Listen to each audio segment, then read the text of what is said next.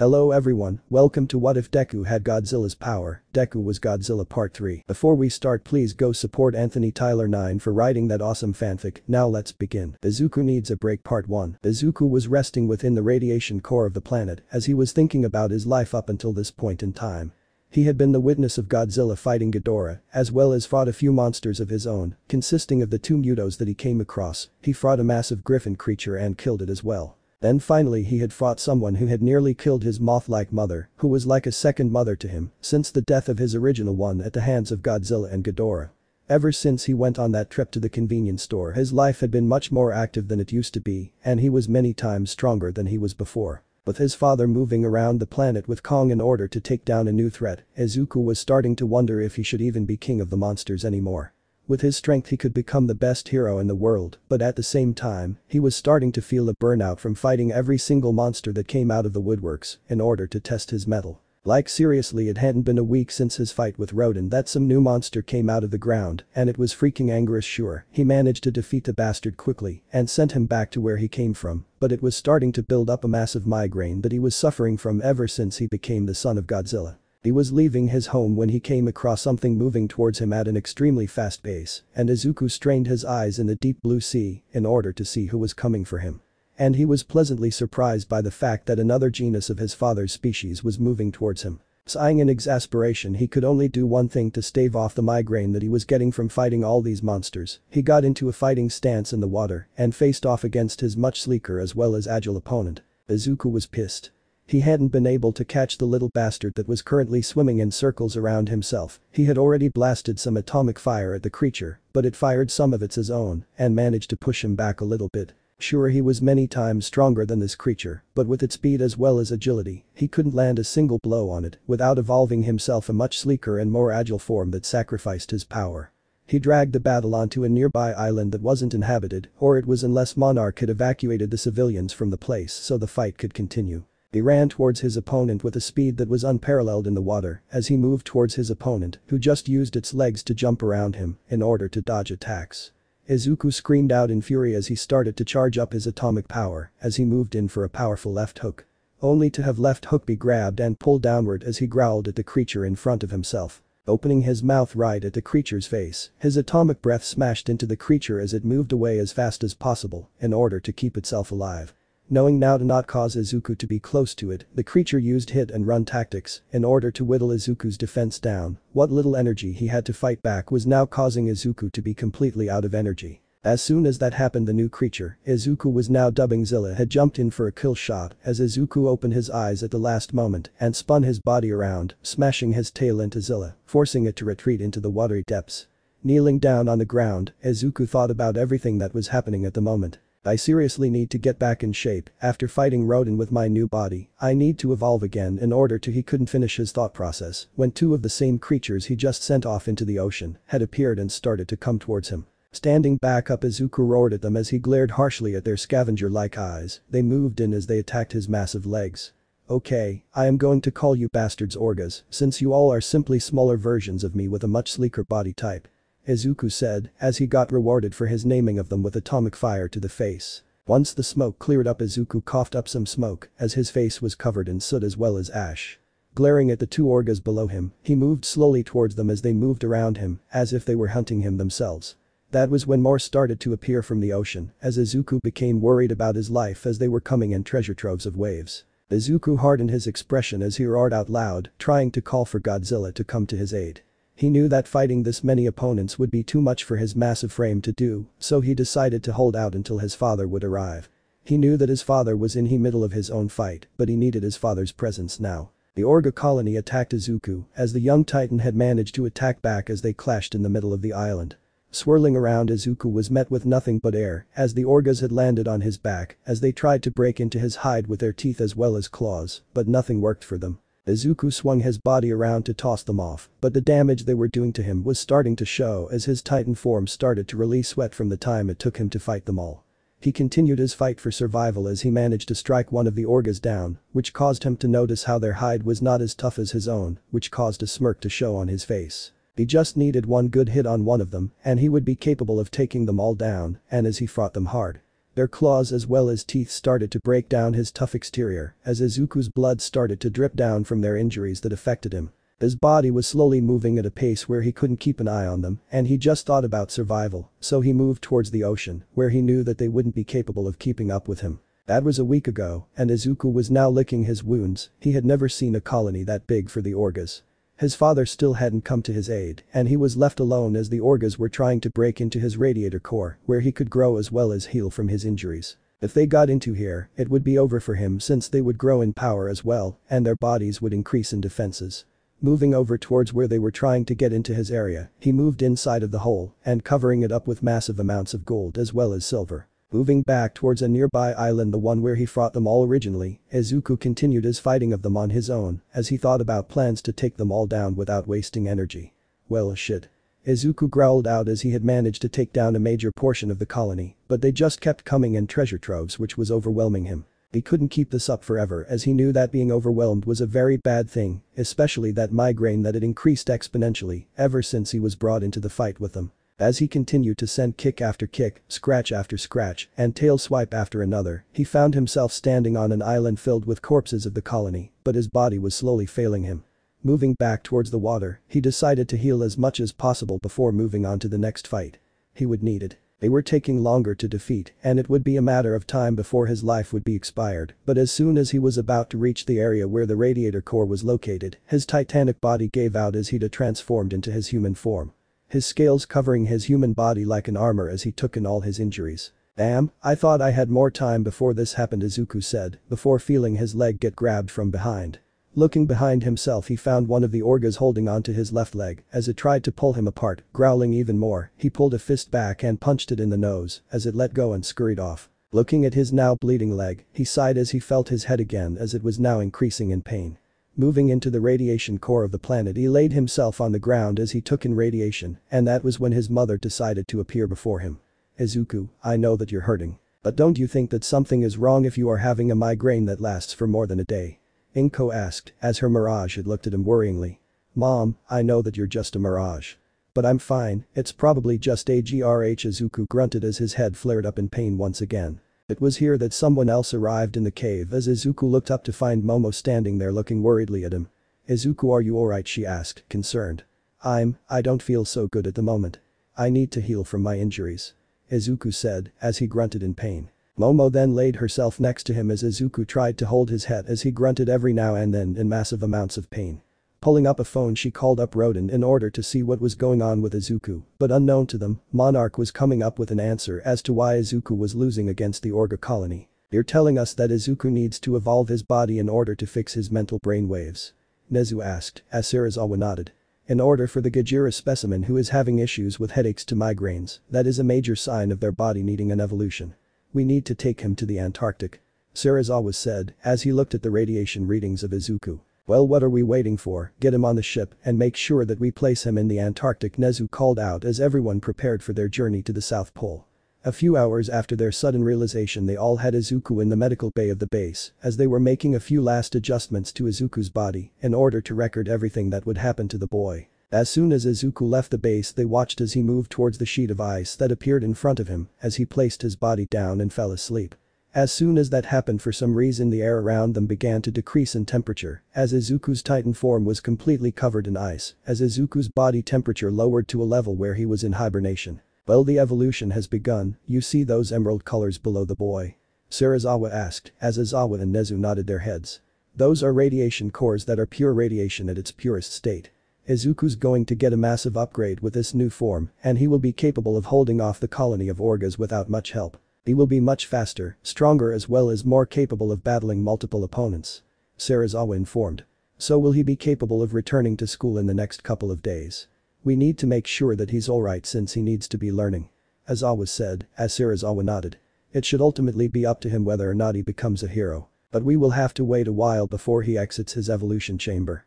As they all watched over the sleeping giant that was Izuku, nobody even noticed how some of the Orgas were making their way over to the sleeping Titan. As in the water, millions upon millions of Orgas were making their way over to where Izuku was located as there was one thing going on in their hive mind. Prevent new king's birth. Izuku needs a break part 2. Izuku was evolving within the small ice chamber he created within the Antarctic southern pole of the planet. He was making sure that he could take on whoever was the leader of the smaller creatures who wouldn't leave him alone. As his body evolved as well as changed its body structure in order to make his new appearance more intimidating to see, nobody even noticed the massive creature coming out of the ocean off the coast of the Antarctic Ocean nearby. The creature looked turtle-like in looks, but it was anything but turtle-like if they got an even closer look at the creature. It had a look in its eyes that marked it as an alpha predator that was on a mission in order to keep its rival out of business in terms of being the alpha predator of the surface world. Izuku's size was nothing compared to Godzilla, as the G-Man was only around 200 meters taller than Izuku was, as the young titan was still growing to his maximum height. As soon as the Orga had made landfall, it stood up to around 95 meters in height as it looked over to where it could see an emerald glow coming from some nearby ice shelves. Moving as fast as it could, it made its way over to Izuku's form as it charged a blast from its mouth. This blast would be enough to push Izuku out of his evolving state as it would proceed without him needing to be sleeping to do so. As the Orga had released its blood-red beam of energy towards the ice, it caused Izuku to be blasted away from the ice shelf and away from his evolving spot. Standing back up to his full height of 120 meters, Izuku stared down on the Orga as it stared at him with a mirth in its eyes as it roared. Scree-eared Izuku stared down at his new opponent as it looked dangerously different from the smaller Godzilla hybrids he fought. So this is the monster that sent those little bastards after me. I've got enough sleep in me to fight this monster for supremacy. I think I've got this. Izuku thought before he roared at his new opponent. Discount Godzilla roar. Izuku was seriously regretting challenging this monster back as he was being tossed around like a ragdoll. Like seriously, how was this creature able to pick him up? He was over 90,000 tons of pounds and shit. This was not going to be fun if this keeps up. As he was kicked in the chest that sent him through many sheets of ice, he continued to regenerate any damage he had taken as he shook his body from the ice on top of his body. Standing back up, he found himself moving towards a beam clash between him and the opponent. He believes that this is the true Orga that he was supposed to fight. Those smaller Orgas were seriously easy prey to defeat as well as consume. He charged his new emerald beam of radiation fire towards the Orga as it charged its own blast of red plasma. As both monsters had released their powerful blasts from their mouths, the beams clashed in the middle as they battled for dominance. Izuku's emerald ray of radiated fire was pushing as much as he could in order to make sure that the Orga would lose this struggle. But from the Orga's view, it smirked at Izuku before releasing more of his red plasma from his mouth before Izuku's beam had started to struggle to hold it back before breaking its hold and slamming back into Izuku. As the young titan was blasted through even more ice sheets, he eventually fell into the ocean waters as he struggled to get his bearings and decided to move away from the area in order to find a more suitable fighting area. The Orga roared into the sky, announcing its official win against Izuku as he chased after Izuku's scent trail. Izuku arrived on Monster Island as he needed to recover from the humiliation of losing to Orga. He was completely overpowered by the creature as he had never fought something on par with it before. He was sitting in his cave in his human form as he thought about what to do for a future fight when he heard the telltale sounds of Orga coming towards his position. How does he know my location? Izuku said, anxiously. As much as I would love to have Godzilla here to help me fight Orga, I need to learn how to fight these monsters on my own. I won't be capable of proving my title of King of the Monsters in the future if I am relying on Dad so much. Izuku mumbled to himself as he prepared himself for another fight. As soon as the Orga had appeared in front of Izuku, the young man watched as the monster looked at him for a second before transforming into its hybrid human form. It was an extremely curvy woman with dark blue hair who had a look of smugness on her face as she walked over towards Izuku. Her eyes were making Izuku nervous because of how she looked at him. Licking her lips, the Orga smiled at Izuku with a mirth in her eyes as Izuku prepared for another fight. His dark green scales on his body hardening as he got into a combat stance in preparation for a fight for survival. You are so good looking, little one. I can't wait to break you into being the king of the monsters. The woman said as she licked her lips even more, bringing a pink hue to her lips. Izuku audibly gulped as he moved a single step behind himself as he pointed his right arm towards the woman in his combat stance as he stared at her for a small bit in trepidation as he launched towards her. His new body was trying to evolve itself as he fought her as they went blow for blow in their human forms. Orga had gone for newer martial art styles as she dodges and weaves through Izuku's aggressive fighting style. He managed to land a tail swipe on her as she was sent flying into a rock face as a smoke cloud covered the area as Izuku stared into the cloud, silently wishing for the fight to finally be over. But as soon as he heard a feminine chuckle, he was back on guard as he looked forwards waiting for her to move out of the smoke when he felt some breath over his neck. Jumping forwards, he just barely dodged a strike meant for beheading his body and saying goodbye to his brain. Ah, that was supposed to knock you out. Oh well, I love how my prey has to run before I get to them. The woman said, as she glared happily at Izuku. Okay, she is both faster as well as stronger than me, why did I want to fight her again? Izuku thought to himself before receiving a punch to the face for his distracted thoughts. I thought the son of Godzilla and Mothra would be strong, but you are disappointing me, little one. But if you are this weak, I will have to come back later to lay claim on you, unless you are hiding something within you. The woman asked, as Izuku glared at her with fear as well as bravery. The reason why I may seem so weak is probably because I'm not even a few months old as a new titan. Izuku said, as the woman looked at him with a look of pure shock as well as confusion. You fight as if you had to fight for a long time, at least 1,000,000 years at most. How are you this experienced? The woman asked once more as she was now curious. Let's just say that I had to learn the hard way growing up as a human. Izuku said, as he started to power up his atomic fire not from his mouth, but from his hands. Pulling them into a spot in front of him, he cupped his hands in a dome right in the middle of his chest just a few inches away from his upper torso as he focused all his power into this one attack. If he could get this attack off, he would flee from this creature as well as very odd woman in order to recover from his growing fear as well as anxiety of fighting a woman who wants to do something to him. As the woman watched him charge this attack, she started to giggle at him as she walked towards him. If you think an attack similar to a creature from a television show will work, you are sorely mistaken. The woman said, as Izuku glared at her harder. I may be too weak to fight you now, but I will come back stronger than before and put you down, maybe not for good though. Izuku said, with a slight blush on his face.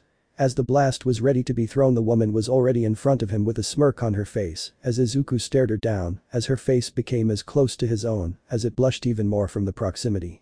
Well, aren't you going to throw that blast at me? If I remember correctly, this attack was from Piccolo from Dragon Ball Z Light Grenade, correct? The woman asked as she smiled sultry like at Izuku. Correct, but at the same time. I would like to tell you something. Izuku said as he placed slightly more power into it. What is that, little lizard? She asked, placing a finger under his chin and lifting it up towards her face. I already have a teacher who is similar to you at school, I don't need another Midnight Sensei as a monster around me looking for a good session with me. Izuku said as he released a blast at the woman's unguarded body. As the woman's body was covered with a bright emerald light, Izuku used this to hightail it out of there in order to return to his father's nesting grounds to regenerate his body enough to return and fight. But as he was leaving the place, he felt something pierce his body, and as he looked down, he found a barb coming from his lower abdomen as he pulled it out as emerald-lighted blood flowed out of his wound. Diving into the ocean, he transformed into his titan form as he dove into the depths of the ocean seeking refuge. As he dove deeper though, an emerald-like blood flowed to the surface of the ocean as Orga looked down at the water with a smile on her face. He actually released an attack like that on me at close range, even lowered my guard enough to make it do damage. Orga said as she looked at her missing hand. Slapping her arm again, her hand regenerated from seemingly nothing as she walked over to the slimy water as she dove into it, searching for where the blood trail led her to. Izuku laid down in the nesting grounds of his father's home. He had known that his father would probably make him leave at some point because a child shouldn't stay with their parents forever. His wound had finally healed enough to where he could fall asleep to finish his evolution, and as he laid there sleeping, he found that his dreams were haunted by the creature that killed his mother. Ghidorah screamed at Godzilla as he launched lightning bolts at the alpha predator of the planet with massive quantities of power. The Gajira specimen against him merely grunted in slight annoyance as the electric storm had slammed into his body as he attacked Ghidorah again. Both launched attacks at one another, creating shockwaves in the area as they had stray blasts, as well as lightning move in a direction towards a small convenience store. They heard the sounds of screaming as they stopped their fight to look over at the insignificant humans below as they both saw something incredible. The small green-haired boy had stared at the clothes of his destroyed mother, or what remained of the clothes. The small boy was radiating with both of their power, it seemed as if he absorbed their power and placed it into his body, bonding with the power they were given by their gods. As Ghidorah was prepared to have the hatchling learn under him as his new reincarnation in the future, Godzilla regained his senses and attacked the creature as he chased it off into the sky. Ghidorah never looked down to see Godzilla huff in exhaustion as it looked down to the human boy and help him leave the area and into Godzilla's lair. Izuku stared at the area surrounding himself in his dreams as he found Ghidorah staring him down as he giggled haughtily. So you are the reincarnation that we have wished to have. Don't worry, little one, we won't take control over your body. We will be bestowing you our regenerative powers as well as our control over lightning and electricity. Ghidorah said as Izuku fearfully looked at Ghidorah. What makes you think that I can believe you? Izuku asked, growling softly. Well, how else are we supposed to help our hatchling? Ghidorah said as it breathed a lightning storm over Izuku's dream self, forcing him out of his dream state. Izuku woke up with a start as he heard the sounds of the nesting grounds being tossed around as if something was searching for him. He looked around his surroundings as he found himself a lot bigger than he was before as he looked at his body. It felt a lot different from before, he couldn't understand what he was feeling, but it felt like he was prepared for anything now. He took the time to look at a small puddle of ocean water as he saw his new face, as he smiled in happiness. His face had stayed the same as before, with only the exception of 2 sets of horns covering his head, as if they were a crown on his head. The spikes on his back were a lot longer as well as sharper as he stood back up, and he also noticed how he felt something begging to be released from his back as he finally was standing at full height. As soon as he released the feeling that wanted to be released from his back, he felt something flapping on the sides of his body as he found bat-like moth wings fluttering behind him. Soft growling and clicking sounds. And I will also make a note that in this story Godzilla isn't 300 plus feet anymore, he is much bigger now. Thank you all for this interruption and let's get back to the story. With his new form, Izuku looked over towards what was wrecking his nesting grounds and found that it was the Orga from before. Looking closely, he found that she was seemingly trying to create a nest here in preparation for something to happen soon. Shaking his head and starting to move, he noticed how the Orga had noticed something wrong with the area she was in as she turned around and found Izuku standing before her as he slowly moved in her direction. She stared at his new form with slight recognition in her eyes as she moved forwards as she stood in front of Izuku. Their height difference wasn't that much before he transformed and mutated his appearance in order to take her on. This time though he was at least double her height as he stared her down. Izuku's tail swished behind himself as the spikes that resembled a Stegosaurus's tail spikes were much longer than before as he stared down at his opponent. She went for a strike for his upper chest as Izuku stayed still for a moment before looking into her eyes as he noticed that he didn't feel a thing compared to her attack. Pulling his tail back from behind himself, he watched as the horror struck true with the Orga's face as he swung his tail at her, causing her to try and dodge his tail swipe. It missed, but barely managed to deal enough piercing damage to her face that she moved backwards as Izuku surged forwards in order to end the fight before he would lose control over this new form. Moving faster than Orga could even perceive, Izuku appeared behind her as he grabbed her with his arms and pinned her to the ground as he wrapped his longer tail around her body as he held her down. You will leave these grounds and you will never look at me the same way you did before today again, do I make myself clear? Izuku growled out towards Orga. Why yes Alpha I will leave, Orga called out in her titanic voice. As soon as Izuku released her from his grip he noticed something wrong with the moment he released her from his grip as just when he released her, she became her human form, making him change his forms back to his human look. As soon as he was back to being his relatively short human form, he saw that Orga was looking at him with hearts in her eyes. This caused him to move slightly away from her as he made his way back to his resting spot in the middle of Atlantis. Surely you can give me some children for the future? Orga asked as Izuku slowly moved backwards even more. Sorry, I am mated with my own moth mate. I can't accept your feelings unless my mate informs me that I can allow more in. Izuku said, looking away. As Orga looked sad and she smiled to herself as she went to leave the area as she looked back at Izuku with a new look in her eyes. Well, so long as she says that I can join your titanic harem, I will wait until then. She said before leaving into the ocean. As she left, Izuku was placed in even more confusion as he didn't know what was supposed to happen after he rejected her. What the hell was that? A voice asked behind him and as he turned, he found Momo with a look on her face that described jealousy. Momo. What are you doing here? Izuku asked as Momo looked at him with a jealous and confused look. I have been here the entire time, I've been waiting for you to come to school for the last few days. What had happened in the last few days? Momo asked as she looked at Izuku's fearful face. You have no idea and I believe that I deserve a break after the last couple days. Izuku said as he laid himself next to Momo. Goodbye, Yue. Izuku woke up within the broken down Atlantis home where he saw Momo sleeping on the ground nearby him. Walking over to the sleeping young woman, he wrapped his arms around her as he let out a few clicks and groans as she slowly woke up from her slumber. Morning. She said with a sleepy face. Morning, we will need to prepare for school soon. I will be heading out as well, need to make sure the territory is protected from unworthy opponents.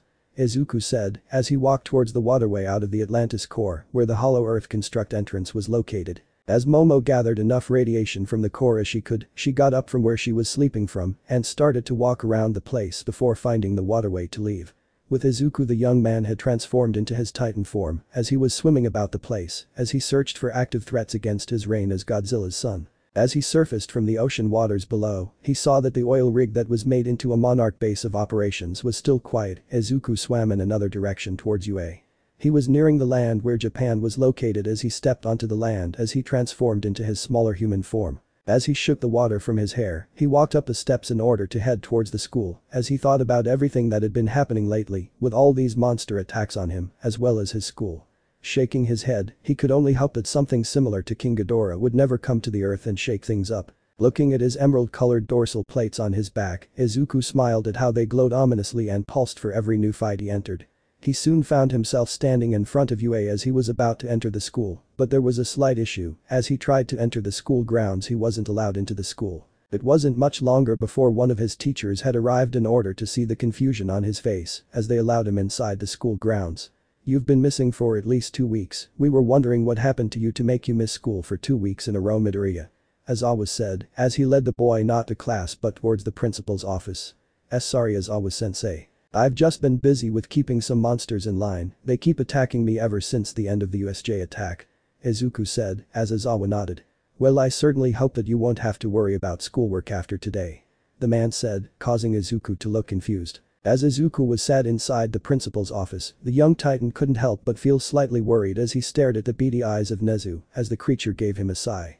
"Well, as much as I would love to have you learn at my school, young Midoriya, I can't allow your presence to stay at my school anymore," the principal said bluntly. What?" Izuku asked, concerned and saddened. "Your presence will be placing my students in danger. It's not your fault. But it is the fault of your stepfather who had transformed you into a titan of his own volition," Nezu said as he sighed even more. What are you doing? Am I being expelled from UA?" Izuku asked as his eyes began to tear up. "As much as I would rather not, I am being forced to. The HPSC have told me that they cannot allow a monster's son to enter my school and they had vetoed my choice in the matter. There isn't anything I can do about it. I apologize, my hands are tied," Nezu said as Izuku nodded. "Well, I think I got myself a new enemy," Izuku muttered as his tail whipped about behind himself. "I know that this is hard to hear, Midoriya-kun, but you cannot attack the HPSC," Nezu said as Izuku looked at him. "What can they do? They are ruining my chances of becoming a hero, all because of the fact that I'm Godzilla's son. I will not let this slander go on for much longer," Izuku said as he got up to leave. "They might have a way to take you down," Midoriya Nezu yelled as Izuku turned his head as his eyes glowed ominously. "That's what they think. But there is something that you all should know, Gojira's can never be controlled. Especially by feeble humans," Izuku said as he started to leave. As soon as the boy was walking through the halls, Nezu looked at Aizawa as the man looked concerned for all the innocents near the HPSC building in the city of Tokyo. Aizawa alerted any and all heroes near the HPSC building that they need to evacuate the innocents near the HPSC building. But not the HPSC bigwigs. They will be getting their own version of justice, Nezu said as Aizawa started calling the heroes within Tokyo. But Izuku, the young man, was slowly letting the fury he was holding within grow to astronomical levels as he transformed into a titan form. He was now around 100 meters tall as he started to make his way over to Tokyo. Whilst Izuku was walking over in the general direction of Tokyo, he never noticed how Momo had arrived and saw the fury on his face as he walked down the street in the middle of transforming. Once Izuku finally made it to Tokyo, the young titan had started to make his way over to the HPSC building as he saw the small humans running for their lives as he made sure that he didn't hit any of them. They were innocent in all of this, so him coming towards the HPSC building, he knew who weren't even really innocent within the building. He caught the eye of the president of the HPSC for Japan's branch of the group, meant to keep an eye on the heroes of their country. She was glaring hard at him with an evil smile on her face as Izuku's face scowled harder than her own as he stopped in front of her.